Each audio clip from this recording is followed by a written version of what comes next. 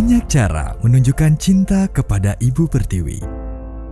Bagi kami, menghasilkan data yang berkualitas adalah komitmen yang terpatri dalam sanubari.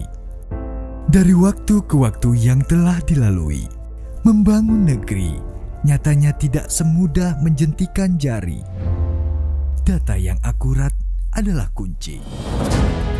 Statistik telah menjadi bagian dari sejarah perjalanan bangsa. Kegiatan statistik di Indonesia dimulai sejak masa Hindia Belanda di bawah lembaga Directeur van Landbouw Nijverheid en Handel, lalu berganti nama menjadi Central Kantoor voor de Statistiek.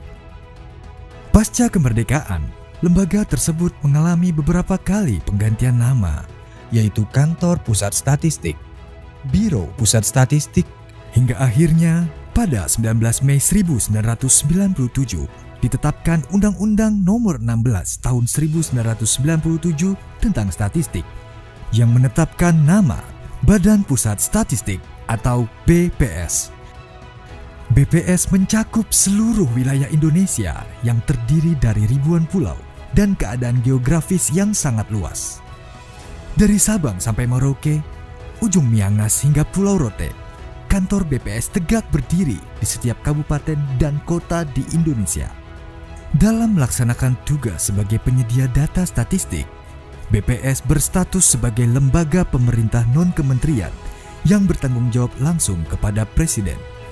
Oleh karena itu, independensi adalah hal yang mutlak bagi BPS. Menyediakan data statistik berkualitas untuk Indonesia maju adalah visi kami. BPS bertanggung jawab menyediakan data statistik dasar, membantu penyelenggaraan statistik khusus, dan mendukung pelaksanaan statistik sektoral.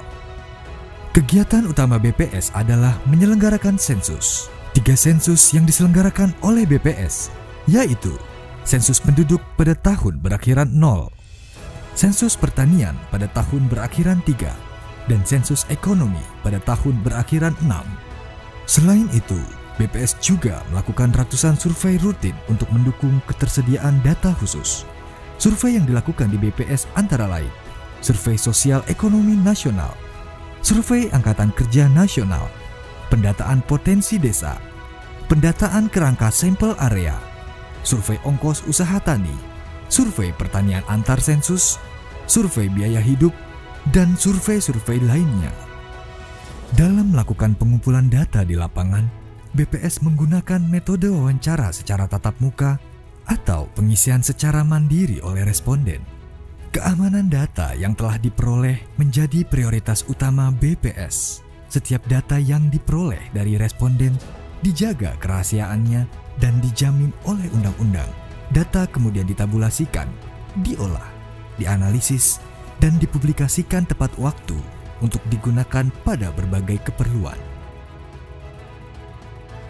BPS diperkuat oleh lebih dari 16.000 pegawai yang tersebar di 34 kantor BPS provinsi dan 514 kantor BPS kabupaten atau kota di seluruh Indonesia.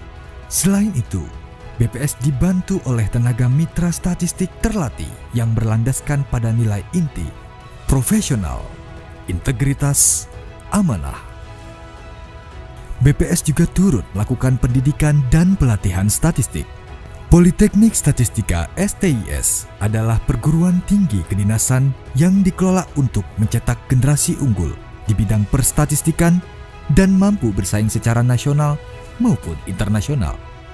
Muatan kurikulum yang diajarkan berbeda dengan universitas lain karena terdapat mata kuliah ofisial statistik. BPS juga memiliki pusat pendidikan dan pelatihan sebagai wadah pengembangan SDM baik di bidang statistik maupun komunikasi, public speaking, kepemimpinan, dan lain-lain. Pusdiklat BPS tak hanya berfokus pada pengembangan SDM BPS, tetapi juga terbuka dalam hal pengembangan kompetensi fungsional statistisi, pranata komputer, dan statistik sektoral. Kepercayaan pemerintah, masyarakat, hingga dunia internasional adalah pelecut semangat bagi BPS untuk terus menghasilkan data yang up-to-date dan akurat. Partisipasi aktif masyarakat dalam mendukung ketersediaan data statistik di Indonesia Berpartisipasi aktif dan memberikan jawaban yang jujur sebagai responden adalah motivasi kami untuk tidak pernah berhenti melayani dengan hati. Seluruh data yang dihasilkan oleh BPS dapat diakses langsung melalui bps.go.id atau dapat langsung datang ke pelayanan statistik terpadu di kantor BPS terdekat yang tersebar di seluruh wilayah di Indonesia. BPS akan terus menyediakan data statistik yang akurat, handal, terpercaya, karena data mencerdaskan bangsa.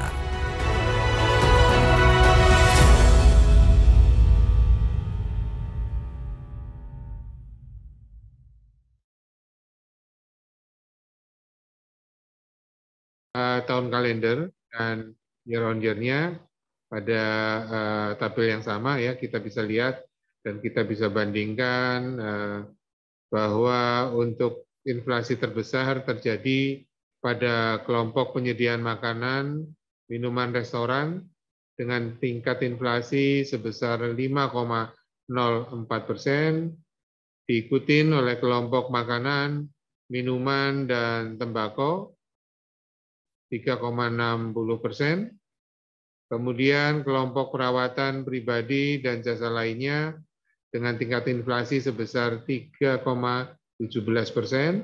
disusul kelompok kesehatan 3,09%, pendidikan 2,56%, transportasi dengan tingkat inflasi sebesar 2,25%, kelompok perlengkapan, peralatan, dan pemeliharaan rutin rumah tangga dengan tingkat inflasi sebesar 2,22%, pakaian, alas kaki 2,05%, kelompok rekreasi, olahraga, dan budaya 1,09%, kelompok perumahan, air, listrik, dan bahan bakar rumah tangga 0,77%. Nah, satu-satunya ya kelompok yang mengalami deflasi ya. Ini kelompok informasi komunikasi dan jasa keuangan, yaitu deflasinya sebesar 0,09%. Kemudian kita lihat untuk komponen bahan makanan, ya, tercatat pada bulan Desember ini mengalami inflasi yang cukup signifikan, ya, yaitu sebesar 2,88%, dengan andil sebesar 0,49%, dan untuk inflasi tingkat inflasi selama tahun 2021 ya, baik itu inflasi tahun kalender maupun inflasi year on year-nya tercatat sebesar 3,56%. Sedangkan untuk komponen energi ini tidak mengalami perubahan indeks ya, dengan tingkat inflasi selama tahun 2021 tercatat sebesar 0,17%. Selanjutnya kita lihat ada 10 komoditas penyumbang inflasi dan deflasi ya, pada bulan Desember 2021.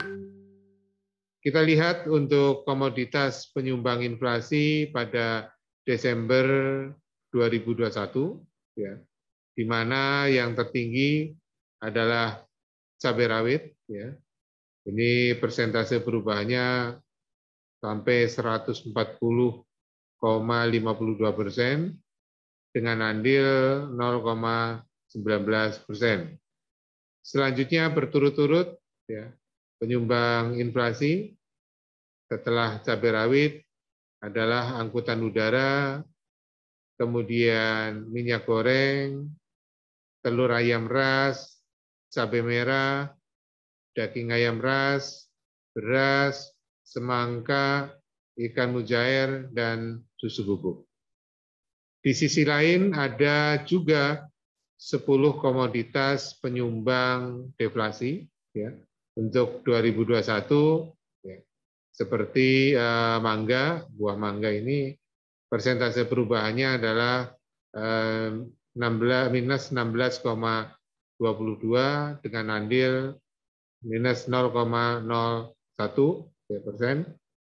Selanjutnya komoditas-komoditas penyumbang deflasi setelah mangga adalah jam tangan, ya, kemudian biaya administrasi untuk transfer bank, ya.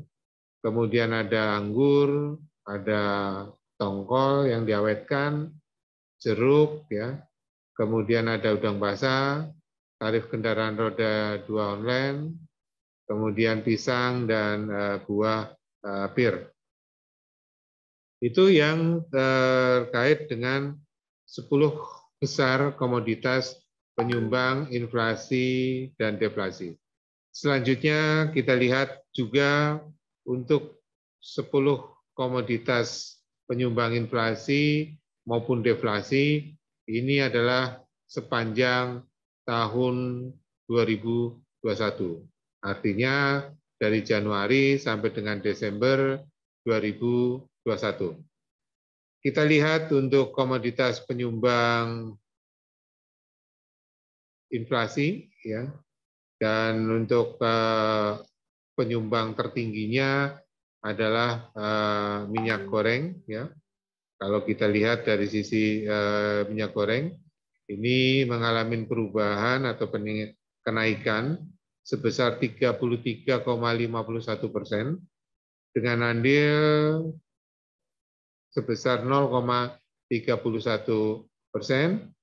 Selanjutnya ada tarif jalan tol, ya, kenaikannya 48,97%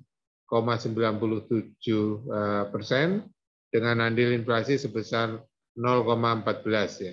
Selanjutnya kita lihat berturut-turut, ya, untuk jenis komoditasnya adalah akademi atau perguruan tinggi, kemudian angkutan udara, rokok kretek filter, sop, tahu mentah, cabai rawit, semangka, dan daging sapi. Di sisi lain, untuk komoditas penyumbang deflasi sepanjang tahun 2021, ya, seperti bawang merah, ini komoditas yang memberikan sumbangan deflasi yang tertinggi, ya. Ini penurunannya mencapai 21,75%, andilnya 0,05%. Kemudian ada telur ayam, ya, dengan penurunan harga sebesar 7,74% dengan andil deflasi, ya, sebesar 0,04%. Selanjutnya berturut-turut seperti telepon seluler, cabai merah, daging ayam ras, tomat, anggur, angkutan antar kota, kemudian biskuit, ya, dan daun bawang, ya. Itu yang berkaitan dengan 10 besar komoditas penyumbang inflasi dan deflasi sepanjang tahun 2021. Bagaimana kita lihat, kita bandingkan tingkat inflasi antar ibu kota provinsi yang ada di Pulau Jawa. Jadi secara mantuman ini menunjukkan bahwa pada bulan Desember 2021 tercatat semua kota, ibu kota provinsi di Pulau Jawa ini mengalami inflasi, di mana inflasi yang tertinggi terjadi di Serang yang mencapai 0,73%, selanjutnya diikuti oleh Yogyakarta 0,71%, Surabaya 0,65%, Semarang 0,60%, dan yang terendah adalah daerah khusus ibu kota Jakarta dan Bandung yang masing-masing mencapai 0,45%. Untuk inflasi sepanjang tahun kalender, ya, dan year on year-nya, angka tertinggi kita lihat di slide yang paling tinggi ada di Surabaya, ya, sebesar 2,71%, diikuti oleh Yogyakarta 2,29%, Serang 2,23%, Bandung 1,65%, DKI 1,53%, dan yang terendah ada di Semarang 1,49%. Demikian untuk inflasi. Ya, sekarang kita menginjak ke rilis nilai tukar petani atau NTP kondisi Desember 2021. Untuk nilai tukar petani atau NTP Jawa Timur pada Desember 2021 ini mengalami kenaikan sebesar 1,33% dari 100,88 menjadi 102,22. Jadi kenaikan NTP ini disebabkan karena indeks harga yang diterima petani ya, ini mengalami kenaikan. Jadi komoditi-komoditi yang petani ini mengalami kenaikan. Kemudian di sisi lain juga indeks harga yang dibayar petani ini juga mengalami kenaikan 0,80%. Kalau kita lihat, kita bandingkan bahwa indeks yang diterima petani ini lebih tinggi bila dibandingkan dengan indeks yang dibayar. Sehingga indeks atau nilai tukar petani mengalami kenaikan. Pada bulan yang sama ya untuk NTP Desember 2021 ini lebih tinggi ya dibandingkan dengan tahun 2020 yang hanya sebesar 100,80, akan tetapi masih lebih rendah jika kita bandingkan dengan NTP pada Desember 2019 yang mencapai angka sebesar 103,32. Jika kita lihat menurut subsektor, ya, pada Desember 2021 ada 4 subsektor pertanian yang mengalami kenaikan NTP, sedangkan 1 subsektor ini mengalami penurunan. Ya. Jadi subsektor yang mengalami kenaikan NTP terbesar terjadi pada subsektor hortikultura, ini mencapai 12,35%, diikuti subsektor peternakan sebesar 0,32%, subsektor tanaman pangan sebesar 0,11%, dan subsektor tanaman perkebunan rakyat sebesar 0,01%. Salah satu komoditas yang memberikan kontribusi terbesar terhadap kenaikan NTP subsektor hortikultura adalah cabai rawit. Ya. Ini juga bisa dilihat di indeks harga konsumen atau inflasinya. Ini juga cabai rawit ya, sangat memberikan kontribusinya. Nah, ini karena memang ada beberapa yang bisa kita catat di sini, yaitu adanya gagal panen yang disebabkan karena cuaca ekstrim pada Desember, sehingga berdampak pada produksi yang dihasilkan dan mengakibatkan harga cabai rawit di level petani ini juga mengalami kenaikan. Sedangkan subsektor yang mengalami penurunan adalah subsektor perikanan sebesar 0,44% dari 103,24 menjadi 102,79. Selanjutnya kita lihat jika kita bandingkan bulan Desember 2020 ya, jadi perkembangan NTP pada Desember 2021 ini secara kumulatif atau year on year-nya mengalami kenaikan sebesar 1,41%.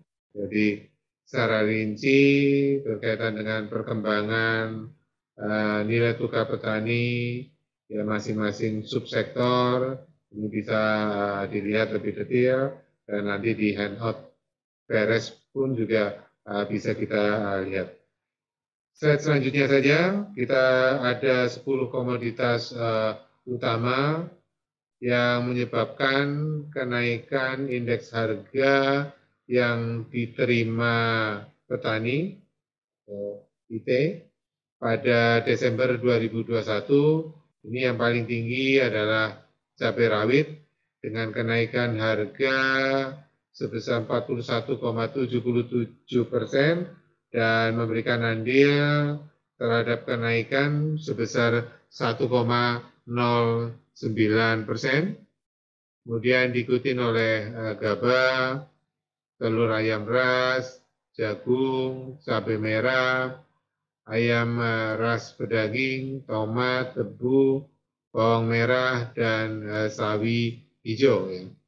Kemudian di sisi lain ada 10 komoditas utama yang menghambat kenaikan indeks harga yang diterima petani atau mengalami penurunan harga.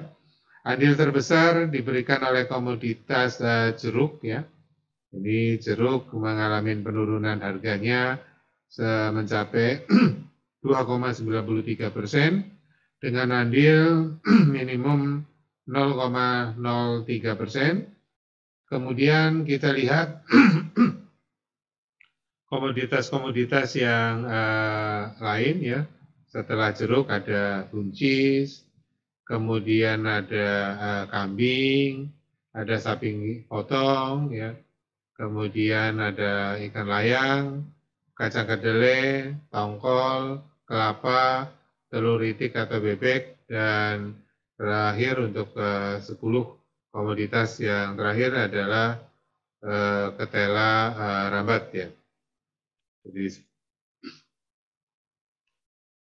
kemudian di slide selanjutnya yaitu 10 komoditas utama yang mendorong kenaikan indeks harga yang dibayar petani, ya. Untuk Desember 2021 yang mempunyai peran terbesar adalah cabai rawit dengan kenaikan harga sebesar 168,08%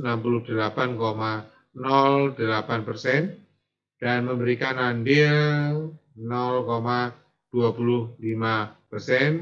diikuti oleh komoditas minyak goreng, kemudian ada cabai merah, terung, telur ayam ras, urea, tomat sayur, sawi hijau, beras, dan ketimun. Kemudian di sisi lain ada 10 komoditas yang mengalami penurunan harga atau yang menjadi penghambat kenaikan indeks harga yang dibayar petani pada Desember 2021, ya, yang terbesar andilnya adalah bibit bawang merah, ya, ini mengalami penurunan sampai 4,76% dan memberikan andil minus 0,03%. Kemudian secara berturut-turut diikuti oleh buncis, salak, kemudian kubis atau kol, ya, kemudian anggur, bibit tebu, teri, kelengkeng, emas perhiasan, dan apel. Itu yang terkait dengan 10 komoditas utama, ya, baik itu yang mengalami kenaikan maupun penurunan untuk indeks harga yang dibayar petani. Kemudian di slide selanjutnya di penghujung tahun 2021 untuk kita lihat bagaimana perkembangan untuk provinsi yang menghitung nilai tukar petani, khususnya yang ada di Pulau Jawa, yaitu ada 5 provinsi, ya, yang melakukan penghitungan NTP, ya. Jadi kenaikan NTP tertinggi terjadi di Provinsi Jawa Tengah, ya, dengan kenaikan sebesar 1,82%, sedangkan Provinsi Daerah Istimewa Yogyakarta ini merupakan provinsi dengan kenaikan NTP yang terendah, ya, yaitu mencapai 0,73%. Untuk Jawa Timur itu sendiri adalah provinsi dengan kenaikan NTP tertinggi kedua di Pulau Jawa dengan kenaikan NTP sebesar 1,33%. Kemudian kita lihat nilai tukar usaha rumah tangga petani ya. Pada Desember 2021 ini mengalami kenaikan 1,94% dari 100,18 menjadi 102,12. Jadi pada bulan Desember 2021 ini ada 4 subsektor yang mengalami kenaikan NTUP ya. Kalau kita lihat untuk NTUP-nya ya, dan satu subsektor yang mengalami penurunan. Kenaikan NTUP untuk yang tertinggi terjadi pada subsektor hortikultura, ini mencapai 13,24%, sedangkan untuk subsektor tanaman perkebunan rakyat merupakan subsektor dengan kenaikan NTUP yang terendah ya, yaitu sebesar 0,33%. Untuk subsektor perikanan, satu-satunya subsektor yang mengalami penurunan NTUP dengan penurunan sebesar 0,08%. Itu yang berkaitan dengan nilai tukar petani. Selanjutnya kita lihat untuk nilai tukar nelayan atau NTN ya, yaitu kondisinya sama pada bulan Desember 2021 ya, di mana nilai tukar nelayan atau NTN Provinsi Jawa Timur pada bulan Desember 2021 ini tercatat sebesar 102,61 atau turun sebesar 1,53% bila dibandingkan dengan November 2021 dengan NTN sebesar 104,21 ya. Pada bulan Desember 2021 indeks harga yang diterima nelayan ini turun ya 1,07%. Sedangkan indeks harga yang dibayar nelayan ini mengalami kenaikan sebesar 0,47%. Selanjutnya di slide berikut adalah ada 10 komoditas utama penyumbang indeks harga yang diterima nelayan. Ya. Ini mengalami perubahan, ada yang mengalami kenaikan, dan ada juga yang mengalami penurunan harga. Sedangkan untuk yang mengalami kenaikan, ya, yang pertama adalah lobster, ya, atau udang karang atau barong yang mengalami kenaikan harga sebesar 4,97% dengan andil sebesar 0,09%. Selanjutnya ada ikan teri, ya, kemudian selar, gurita, kemudian kurisi, kemudian ada ikan putih, ikan tuna, kerang, kepiting air tawar, dan ikan pari. Di sisi lain ada 10 komoditas utama yang menghambat kenaikan indeks harga yang diterima nelayan, di mana andil terbesar diberikan oleh ikan layang, ya, atau Malagis, momar. Ini mengalami penurunan harga sebesar 3,60% dan memberikan andil minus 0,49%. Kemudian diikuti oleh ikan tongkol, cakalang, udang laut, ya, lemuru, kemudian ikan layur, ikan kembung, ikan benggol, cumi-cumi, dan terakhir adalah ikan kakap. Ya. Jadi komoditas utama yang mengalami kenaikan maupun penurunan indeks harga yang diterima nelayan ini bisa dilihat lebih rinci, lebih detail pada slide paparan tersebut. Kemudian di slide berikutnya adalah 10 komoditas utama yang menyebabkan kenaikan indeks harga yang dibayar nelayan pada bulan Desember 2021, yaitu adalah cabai rawit yang mengalami kenaikan harga sebesar 168,85 0,08% dan memberikan andil sebesar 0,13%. Selanjutnya diikuti oleh cabai merah, minyak goreng, terung, kemudian ada ketimun, ada beras, telur ayam ras, kemudian ada tomat sayur, kangkung, dan bayam. Kemudian di sisi lain ya, buah salak ya, ini yang memberikan andil terbesar dalam menghambat kenaikan indeks harga yang dibayar nelayan atau komoditas yang mengalami penurunan harga terbesar ya, salak. Ini penurunan harganya sebesar 4,94% dengan andil sebesar 0,01%. Selanjutnya diikuti seperti buah anggur, kubis, buncis, kelengkeng, emas perhiasan, ikan teri, apel, jahe, dan terakhir adalah ketela pohon. Kemudian di slide berikutnya kita bisa lihat dan kita bisa bandingkan nilai tukar nelayan untuk 6 provinsi yang ada di Pulau Jawa, ya, di mana untuk 6 provinsi tersebut yang melakukan penghitungan nilai tukar nelayan, ya, jadi hanya provinsi Jawa Timur dan DKI yang mengalami penurunan NTN pada bulan Desember 2021.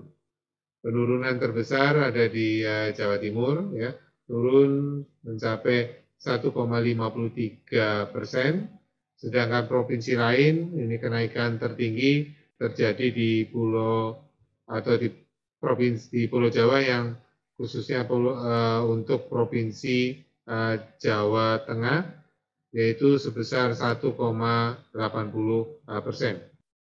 Itu yang berkaitan dengan nilai tukar nelayan atau NTN. Selanjutnya kita lihat untuk rilis terakhir, yaitu perkembangan pariwisata Jawa Timur. Jadi kalau kita lihat di slide berikutnya, terlihat secara grafis ya bahwa jumlah wisatawan mancanegara ke Jawa Timur ya pada bulan November 2021 ini kembali mengalami penurunan dibandingkan jumlah wisman pada November 2020, ini yang merah ya, dan masih jauh lebih rendah bila dibandingkan dengan jumlah wisman pada bulan November 2019 untuk yang warna biru ya. Jadi selama November 2021 tidak ada kunjungan wisatawan mancanegara ke Jawa Timur, sehingga secara mantuman kondisi November 2021 dibandingkan dengan Oktober 2021 ini maupun secara year on year-nya untuk kondisi November dibanding November 2021 dibanding November 2020 ini turun sebesar 100%. Kemudian di slide selanjutnya, jadi selama bulan Januari sampai dengan November 2021, total jumlah kunjungan wisatawan mancanegara atau wisman yang masuk ke Jawa Timur ini hanya sebesar 691 kunjungan. Dari jumlah tersebut sebanyak 151 kunjungan atau 21,85% merupakan WNI yang tercatat sebagai penduduk di luar negeri yang pulang kembali. Kemudian peringkat berikutnya adalah kunjungan wisman dari warga negara Jepang, ini sebanyak 97 kunjungan atau 14,04%. Kemudian kunjungan Wisman dari warga negara Amerika Serikat sebanyak 87 kunjungan atau 12,59%. Dan kunjungan Wisman untuk dari warga negara Korea Selatan hanya 64 kunjungan atau 9,26%. Jadi untuk peringkat selanjutnya adalah kunjungan dari Wisman warga negara Tiongkok, warga negara Malaysia, warga negara Singapura, Filipina, Belanda, dan Jerman ya dengan persentase jumlah kunjungan sebagaimana tadi terlihat di slide. Jadi tidak adanya kunjungan Wisman masuk ke Jawa Timur pada November 2021 ini karena masih diberlakukannya instruksi Kemendagri nomor 42 tahun 2021 tanggal 13 September 2021, poin 9.a Menteri Perhubungan nomor 74 tahun 2021 ya, di mana poin 6B-nya bahwa pintu masuk perjalanan penumpang penerbangan internasional hanya dilakukan melalui Bandar Udara Soekarno-Hatta ya Jakarta dan Samratulangi yang ada di Manado. Kemudian di slide berikutnya, yaitu kita bisa lihat dengan periode 2017 sampai dengan 2021, perkembangan jumlah kunjungan Wisman ya untuk periode Januari sampai dengan November tahun 2018 dulu ya, kita bisa lihat ini ada 223.000 ya.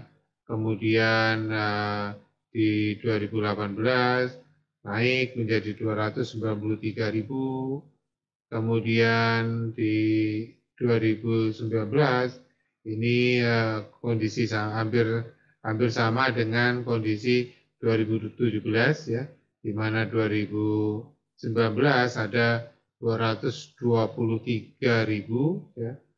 Yang kemudian di 2020 ya sudah mulai berkurang ya.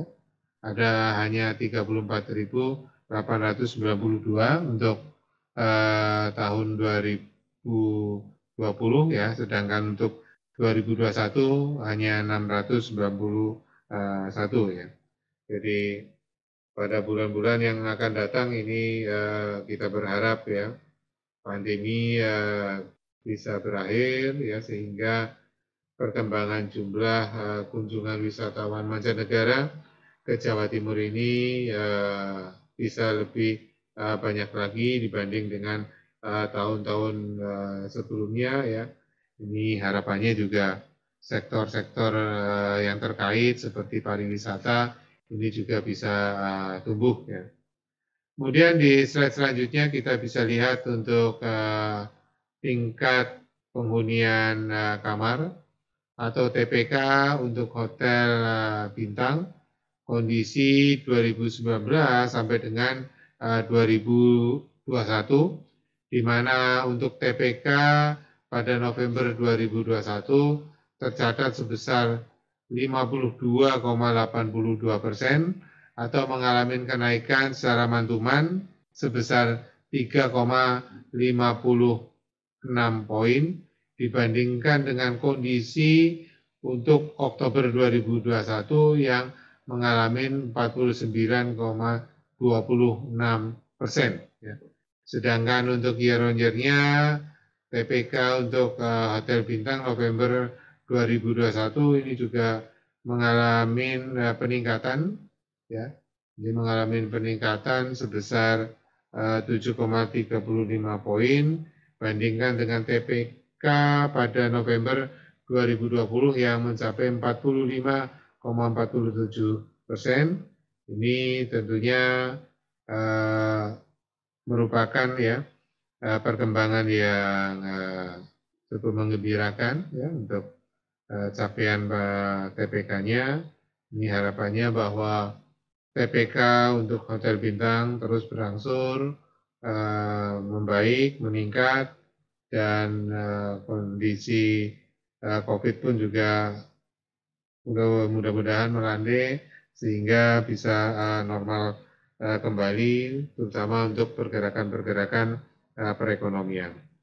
Jadi usaha perhotelan di Jawa Timur akhir ini juga sudah cukup menggeliat, ya.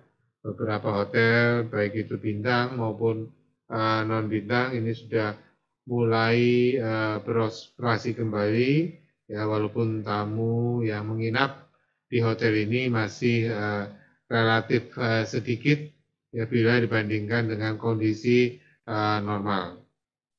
Kemudian di slide selanjutnya kita lihat untuk rata-rata lama menginap, ya, untuk tamu asing di hotel berbintang, ya.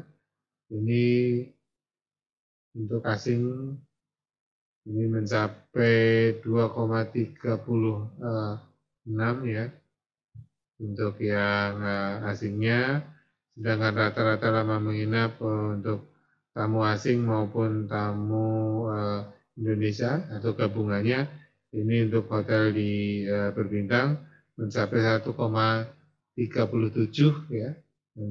Ini untuk WNI-nya pun juga sama, ya, 137. Jadi kalau ini mengandung arti bahwa lamanya tamu asing maupun tamu yang dari Indonesia ini menginap di hotel berbintang ini berkisar antara 1 sampai dengan 2 hari.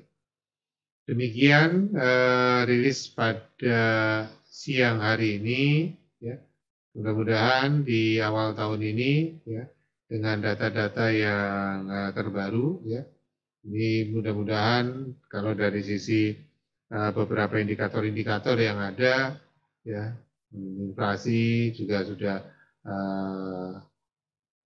terjadi, ya, walaupun memang di Desember ini cukup tinggi karena beberapa komoditi-komoditi yang memang setiap Nataru ini selalu mengalami kenaikan, ya, di samping ada cabai rawit, kemudian juga ada minyak goreng, tapi angkutan udara ini juga memberikan andil, ya. Mudah-mudahan dengan adanya inflasi ini juga harapannya ada dari agregat demand, termasuk juga ada geliat-geliat ekonomi ini menjadi tumbuh, sehingga pertumbuhan ekonomi di Provinsi Jawa Timur ini bisa membaik, ya, dibandingkan dengan kondisi selama pandemi COVID-19. Demikian yang bisa saya sampaikan. Terima kasih atas kehadirannya, terima kasih atas perhatiannya, ya. Dan sekali lagi selamat tahun baru 2022. Semoga kita semua dalam kondisi sehat dan bahagia, dan terakhir adalah semoga kita bisa lebih baik lagi dibanding dengan tahun-tahun sebelumnya. Demikian, wal taufiq wal hidayah. Wassalamualaikum warahmatullahi wabarakatuh dan selamat siang.